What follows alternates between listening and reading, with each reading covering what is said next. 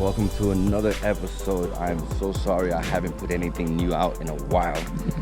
My GoPro started acting up, so I had to send it back in. They will be sending me a brand new one, but unfortunately it takes about 3 weeks to get here. Now, luckily for me, I've got some good friends, and one of them, the Lawless Tide, lent me his camera. This is a Hero 5 Session, so it doesn't have an external battery. I don't have a lot of recording time, so I had to kind of wrap everything up really quick.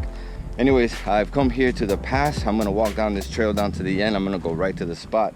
I gotta also try to get these catches quick because I tried it out the other day. It only has like about an hour and 20 minutes of running time, which is not even close to the amount of time I usually record. I usually record something like about 6 hours in one day, and that's how I'm able to get the footage that you guys have seen. And let's go ahead, let's get down, let's get fishing. So I'm gonna go ahead and take this first cut right here. I'm gonna hit up this surf. Conditions are this. It is 5:20 in the afternoon. Tide has been coming in for about an hour. I'm gonna be throwing this top water. I've got a small trough right here. I've got a sandbar, and then it seems to just drop off on the back end. Real quick to let you know what I'm gonna be using. This is the Penn Battle 4. I've got 20-pound braid. I've got 20-pound mono on it. Top water Yozori. Enough said, let's get to fishing. I'm so happy to be back on the water. So a couple good things that are going on right now are the snooks are in town. The big girls are in town. They're in town breeding. This is the breeding season for snooks. On top of that, the trout freeze has been lifted so we can keep a trout. Unfortunately for me though, I haven't caught anything that I can keep. I really would like to, but that is not the goal. The goal today is to just get something on the video. Woof.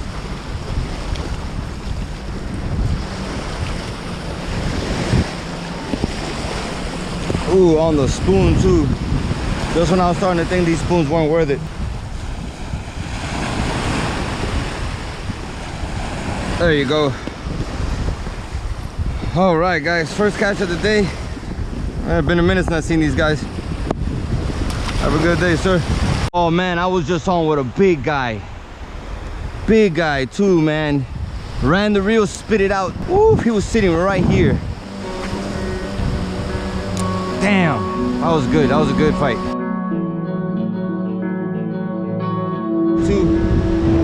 I came back to the same spot. Now, really quick, I was listening to Salt Strong podcast, and something they said made me think.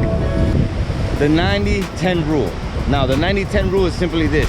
90% of the fish are in 10% of the area that you are fishing. So all you gotta do is kind of find where they're at, and that's where they're gonna be. Today I came here, I saw some action in this little area here. I went down to the pass, saw the snook, but only got that little tiny bite. On the way back, I had a couple hits, and a gentleman next to me actually landed a snook that I believe hit my line and then got off. So what I did today was I came back to the same spot. I'm gonna be working this little area, and I'm gonna see if that really does apply. I have the same exact conditions. I got the wind blowing in my face. I've got a low tide. I've got the tide coming in. Low tide was at 5:30. It is now 6 o'clock, so I've already got that tide changing in. Especially with the wind coming in, it's gonna help that tide move in.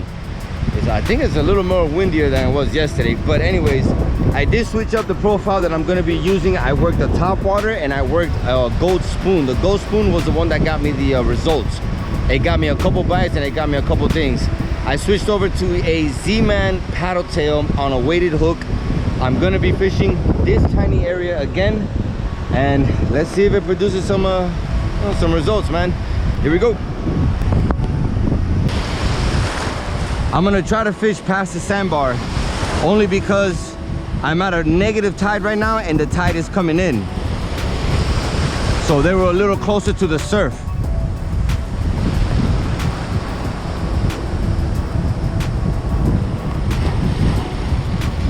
Ooh, baby, that was the first cast. Formulate a plan, execute plan, and you get results like that. Oh, that'll make any man's day.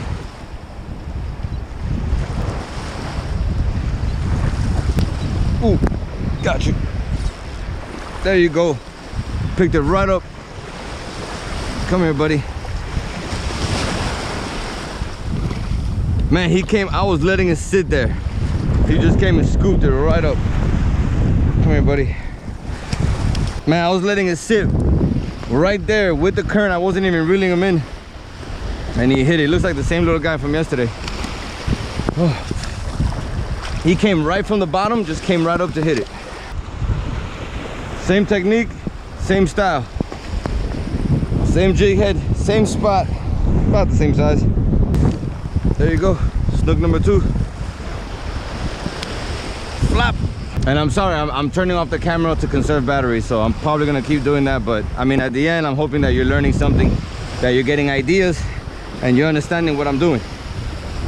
And again, I got this idea from listening to YouTube, listening to podcasts, and putting it into use. Let me fill you on what I'm doing right now. I worked my way down to the pass. I caught the 2 little snooks, which I believe is the same snook I caught yesterday. But I'm gonna work my way back towards the car. But you can see how strong this tide is running in right now. We're definitely at the strongest point of the tide.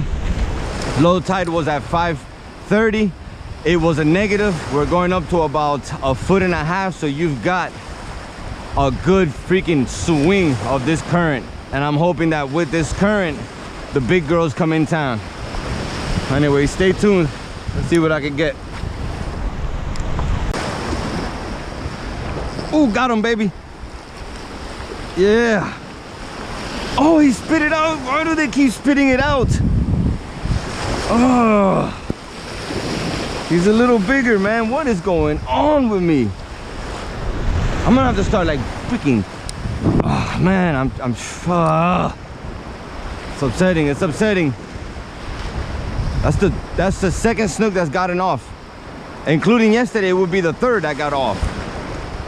Ooh, I just got swirled at. Man, he came right back to look at it. Oh, I think I might have just found the hot spot. That was one snook, and then another one. I seen him come right up to it, turned on it right at the last second. The tide has come in a lot, so it's gotten a little deeper. I don't have to surf. I don't have to go out so far to get into some nice deep water. And I just got dumped on a toss over here, so let's see what's up.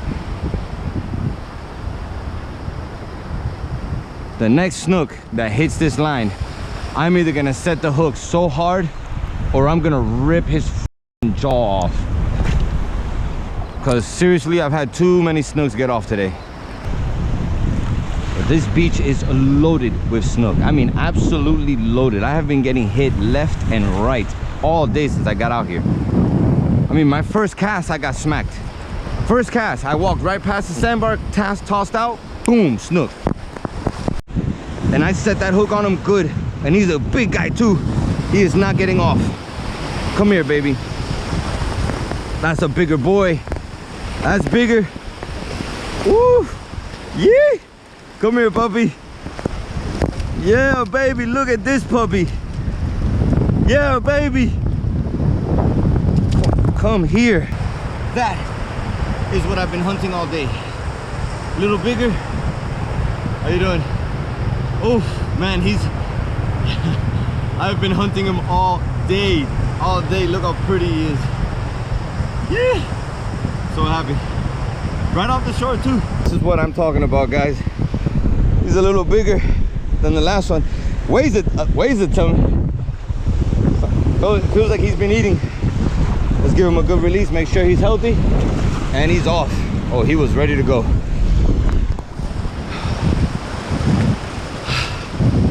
Yes. 2 days of catching little guys. And I got hit by one of those about that size earlier. One got off over there. Caught him right here. Unfortunately, I had to turn off the camera. I'm still trying to conserve battery, so I'm not gonna talk too much. Stay tuned. Apparently the fishing isn't over.